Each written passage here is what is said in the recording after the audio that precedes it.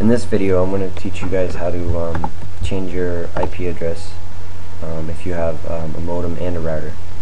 So first thing, you want to get to your, you want to figure out what your address is before you change it, so you know if you've changed it.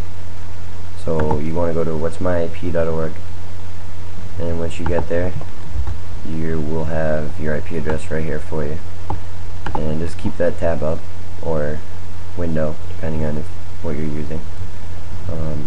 And the next step is to find out what your router's configuration page address is, and to do that we go to Start, and if you're running XP or anything before 7 or Vista, you have to go to Run and then type this in. But you type in CMD, you get this box up, and you want to type in IP config.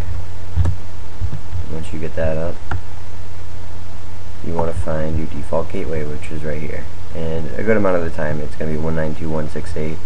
That's something, and a good amount of the time it's also just 1.1. So what you want to do is you want to take that address, put up a new tab,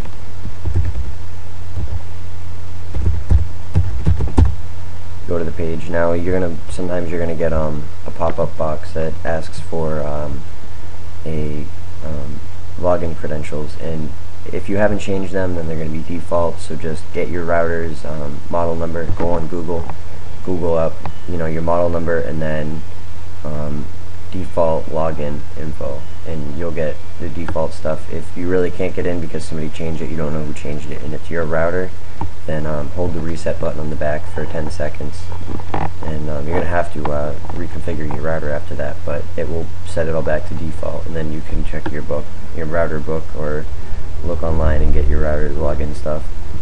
So then the next step is, I'm using a NEC here, and I'm used to Linksys, but what you want to do is you want to get to basic setup, or what you're mainly looking for is router MAC address, or MAC cloner, or MAC address setup, or whatever.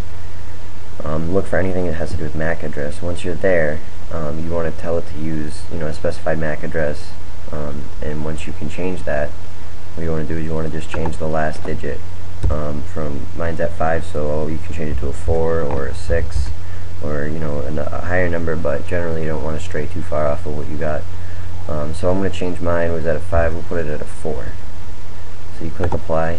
You want to save those settings, and we're going to take a break real quick while this updates, and we're also going to restart the router and the modem so we can release and renew our IP address and get a new one from our ISP.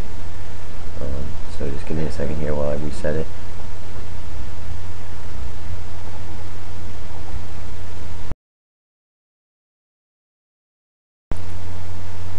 Alright, now that it's connected, we can check and make sure that we got it done the right way. So we'll take whatsmyip.org, put up a new tab. Now take note right now, before I make a new tab, what my IP address is, and go to the new ad, figure out what the new one is.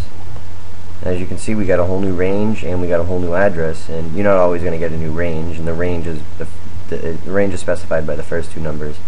The first 2 numbers won't always change. Even the first 4 numbers won't always change, but you're generally going to get at least the last number change, which is a new address. So that's how you can change your IP address. Thanks. Subscribe.